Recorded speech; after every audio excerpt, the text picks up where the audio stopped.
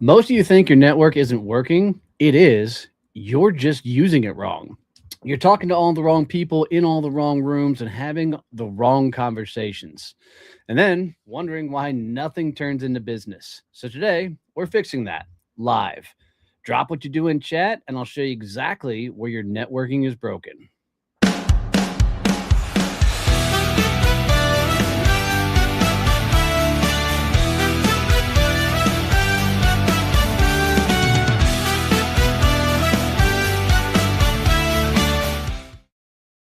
Hey, what's going on, guys? I'm Donnie Bovine, CEO and founder of Success Champion Networking and the Badass Business Summit. And today we're going to talk about why and how your networking is actually broken.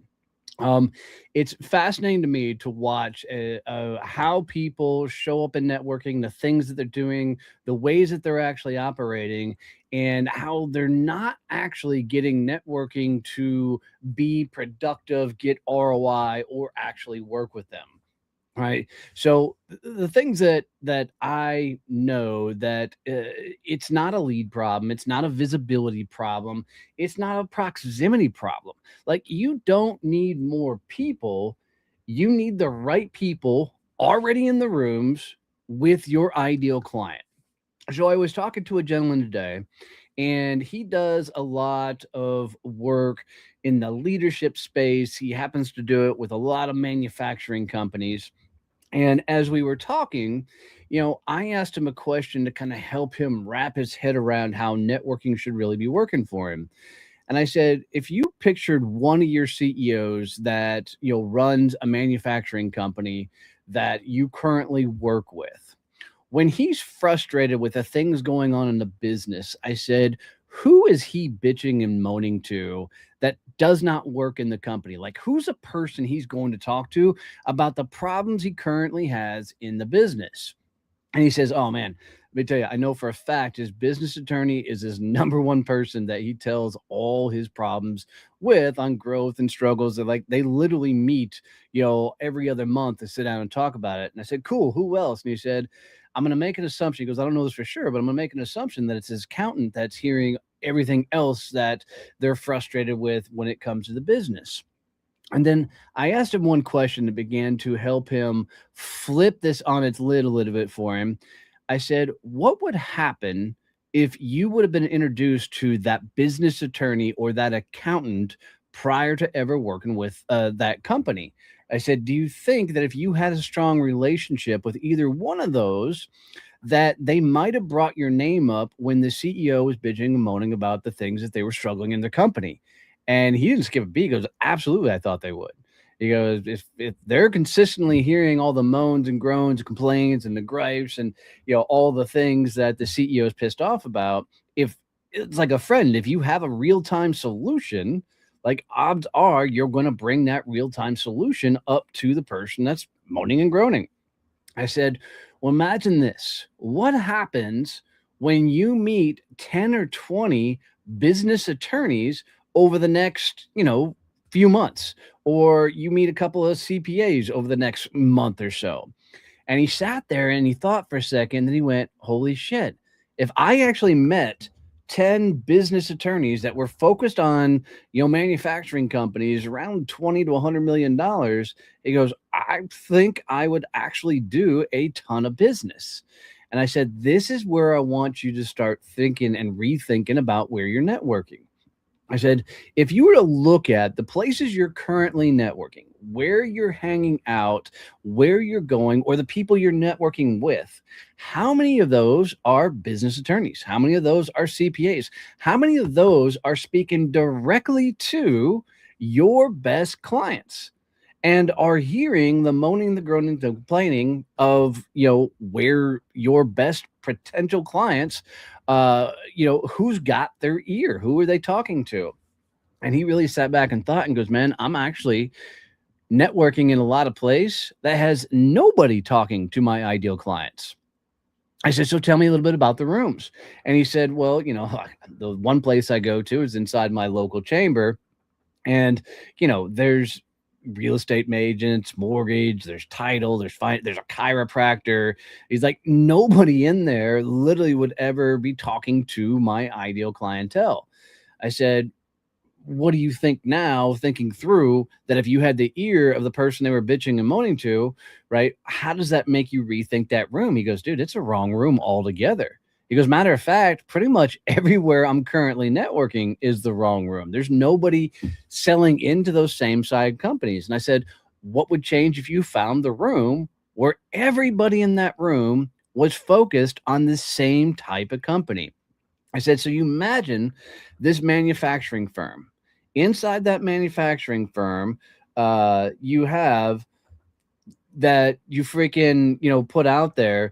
So you take the manufacturing firm, you have all of these departments. You have operations, you have finance, you have sales, you have marketing, you have logistics, you have shipping, right? If you have all these different departments inside of that manufacturing firm, if you had somebody that was focused on each one of those departments inside the company, working with you, or networking with you, how much more business would happen uh, for you? How much bigger would the business actually be? So as we continue on with this, segment, it's all about, how do you get your networking right? Like, how do you get networking actually working for you? And what I want you to always think through is, most times when you're networking, right, especially if you're selling 5, 6, 7 figure deals, the people that you're networking with, they have to be selling at that same level too. And if the people you're around, the people you're hanging with, are not selling at the level to the same type of people you're selling to, there's going to be a lot of socializing and not a lot of actual referrals or business to get done. See, networking was created in the B2C, or the selling to consumer space. So it was created by real estate agents, mortgage, titles. They're all great people, but everybody they talk to is a potential client. When you're selling into manufacturing, industrial, you're selling into bigger companies, the people that you're selling to are never in these networking rooms or never in these networking conversations. So you have to understand, you are literally networking through people, not networking to people. And so you have to understand that the people you're talking to aren't the people who are going to buy your stuff. So you need to align yourself with people who are right at the moment when a company is going to bring you in, that are solving an issue that's literally adjacent to you. That those are the people that you need to be networking with, networking around. So I often think about, if I'm selling into manufacturing companies, cool. Where's the manufacturing association I'm hanging out with? Where's the logistics company? Where are they going to get their industry knowledge, their industry, wisdom? Where are they learning from their peers? Right. So what I find is, if you can get around the people that are, yeah, adjacent to you, a lot more business actually happens, and a lot more things, continue to grow and move through. So what I want you to really get dialed into is, let's get really hyper focused on your best perfect client. They call it your ICP, your ideal client profile. Map that out. Who is that perfect client for you? Once you understand that perfect client, think about, what other vendors do they work with? Who all else are they buying from? Who else has their ear? Like, who are they bitching and moaning to when they're thinking about, their company and the things that you fix? Like, who's hearing those things? Right. And then once you understand who those vendors are that are hearing those things, that have their ear, where are they hanging out? And for a lot of you, they're going to be, of course, on LinkedIn, but they're also going to be inside, associations. They're going to be inside of coordinated events, and, like, if it's construction, there's entire organizations around construction. There's specifically focused on networking and the like. So it opens up a lot more unique opportunities that allow you to get into the right conversations. So when you think about networking, is the room you're going in, are they leveling you up? Are they pulling you down? Are they actually pushing you forward, or are they holding you back?